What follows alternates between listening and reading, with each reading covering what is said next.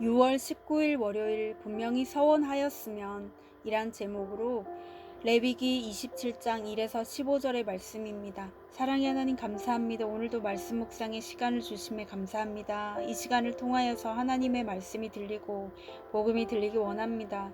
말씀대로 믿고 살고 누리는 인생이 되게 하시고 이 시간도 우리와 함께하여 주시옵소서. 감사드리옵고 예수님의 거룩하신 이름으로 기도드립니다. 아멘. 본문의 말씀입니다. 여호와께서 모세에게 말씀하여 이르시되 이스라엘 자손에게 말하여 이르라. 만일 어떤 사람이 사람의 값을 여호와께 드리기로 분명히 서원하였으면 너는 그 값을 정할지니 내가 정한 값은 20살로부터 60살까지 남자면 성소의 세겔로 은 50세겔로 하고 여자면 그 값을 30세겔로 하며 5살로부터 20살까지는 남자면 그 값을 20세겔로 하고 여자면 10세겔로 하며 1개월로부터 5살까지는 남자면 그 값을 은 5세겔로 하고 여자면 그 값을 은 3세겔로 하며 60살 이상은 남자면 그 값을 15세겔로 하고 여자는 10세겔로 하라. 그러나 서원자가 가난하여 내가 정한 값을 감당하지 못하겠으면 그를 제사장 앞으로 데리고 갈 것이요 제사장은 그 값을 정하되 그 서원자의 형편대로 값을 정할지니라. 사람이 서원하는 예물로 여호와께 드리는 것이 가축이면 여호와께 드릴 때는 다 거룩하니 그것을 변경하여 우열감 바꾸지 못할 것이요 혹 가축으로 가축을 바꾸면 둘 다 거룩할 것이며 보정하여 여호와께 예물로 드리지 못할 가축이면 그 가축을 제사장으로 끌어갈 것이요 제사장은 우열간의 값을 정할지니 그 값이 제사장의 정한 대로 될 것이며 만일 그가 그것을 물으려면 내가 정한 값에 그 5분의 1을 더할지니라. 만일 어떤 사람이 집을 성별하여 여호와께 드리려 하면 제사장이 그 우열간의 값을 정할지니 그 값은 제사장이 정한 대로 될 것이며 만일 그 사람이 자기 집을 물으려면 내가 값을 정한 돈에 그 5분의 1을 더할지니 그리하면 자기 소유가 되리라. 아멘. 이분 도움말입니다. 서원하다는 인간이 하나님께 그 무엇을 하겠다고 자발적으로 약속하는 행위를 가리킵니다. 세겔은 무게로 측정되는 화폐 단위로 1세겔은 약 11.4g으로 추정됩니다. 본문 요약입니다. 누군가 여호와께 서원했으면 그는 성별과 나이대로 정한 값을 드려야 합니다. 서원 예물이 정한 가축이면 그것을 바꾸지 못했으며 부정한 가축이면 제사장이 그 값을 정했고 모르려면 정한 값의 5분의 1을 더 내야 했습니다. 집을 성별하여 드릴 때도 제사장이 그 값을 정했습니다. 오늘의 중보기도입니다. 주의 보혈로 죄와 사망의 종에서 속량받은 교사들이 학생들의 구원을 위해 마땅한 값을 치르게 하옵소서. 아멘. 본문 해설입니다. 첫 번째, 서원 1에서 2절의 내용입니다. 레위기 마지막 장인 27장은 서원하는 예물의 값과 11조에 관한 내용으로 끝납니다. 구약 율법의 교과서라고 불리는 레위기가 서원과 돈에 관련된 내용으로 마무리되는 것은 모든 인간 문제의 근원에 돈이 있으며 참된 순종은 재물을 바르게 쓰는 것으로 나타나기 때문입니다. 어떤 사람이 여호와께 서원했다면 그는 그것을 깨뜨리지 말고 다 이행해야 합니다. 갚기를 더디하면 죄가 됩니다. 순종은 말로만 하는 것이 아니라 값을 정확히 정하고 제물로서 그 값을 치르는 것입니다. 적용 질문입니다. 나의 인생에 공고한 날이 왔을 때 하나님께 서원한 것이 있습니까? 그 서원을 찰필 미루고 있진 않습니까?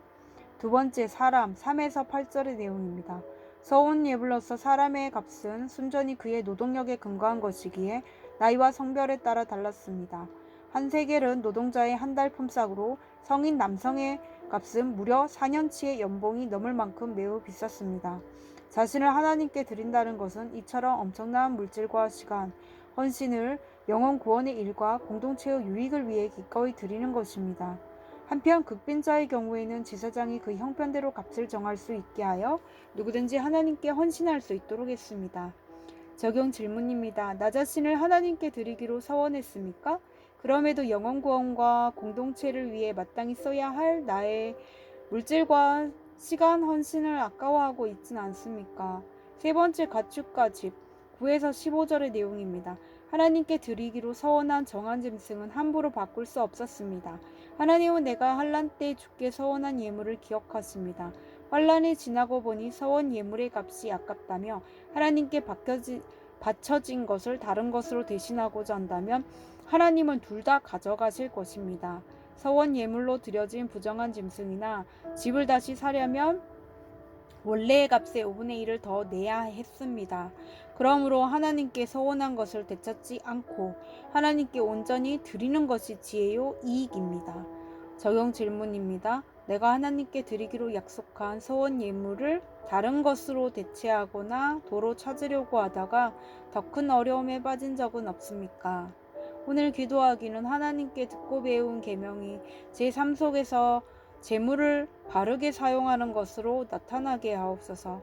저를 하나님의 종으로 삼으셨으니 영혼 구원과 공동체를 위해 마땅한 값을 치르게 하옵소서. 주께 성별하여 드린 것을 온전히 내어 맡김으로 그것이 구원의 열매로 나타나게 하옵소서. 아멘. 묵상 간증입니다. 여호와께 드리기로 서원하였으면이란 제목으로 김서훈님의 말씀 적용글입니다.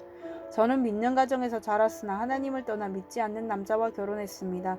그러다 자녀를 양육하며 아이들에게 하나님의 존재를 알려주지 않는 것이 죄라는 생각이 들어 아이들을 데리고 교회에 갔습니다. 하지만 저는 여전히 인생의 목적을 거룩이 아닌 행복에 두고 살면서 겉과 속이 다른 신앙생활을 했습니다. 그러다 보니 힘들게 전도했던 남편도 인격적으로 주님을 만나지 못한 채 세상으로 흘러 떠내려갔습니다. 욕심과 교만이 가득했던 저는 이런 고난이 이해되지 않았습니다. 그렇게 낙심하고 있을 때에 초등부 교사로 주일 학교를 섬기면서 저의 영육이 살아나는 은혜를 입었습니다. 해마다 초등부 아이들을 위해 헌신하는 것이 하나님께 나를 드리기로 서원한 것이라고 생각했습니다. 그러다 몇 년 후 저는 편찮으신 친정어머니를 간병하느라 어깨와 무릎이 심하게 아팠습니다. 일상생활을 하기조차 어려워지니 주일 아침 일찍 초등부 예배에 가는 것이 힘들게 느껴졌습니다. 그래서 초등부 봉사를 그만두기로 마음먹고 부장님께 전화를 드렸는데 교사가 없다고 걱정하시는 부장님의 말을 듣고 차마 그만둘 수가 없었습니다. 그렇게 전화기를 내려놓는데 문득 예전에 주일 설교에서 들은 쌍둥이 송아지 예화가 떠올랐습니다. 한 농부가 자신이 키우는 소가 쌍둥이를 임신했다는 사실을 알고 기뻐서 둘 중 한 마리를 하나님께 드리기로 서원했다고 합니다. 그런데 출산 과정에서 한 마리가 죽으니 아이고 하나님의 송아지가 죽었네 했다는 이야기입니다. 그 농부의 모습이 딱 제 모습같이 여겨졌습니다. 그동안 하나님께 받은 은혜는 잊고 몸이 안 좋아지는 슬그머니 섬김의 자리를 내려놓고 싶어하는 저의 모습을 회개했습니다.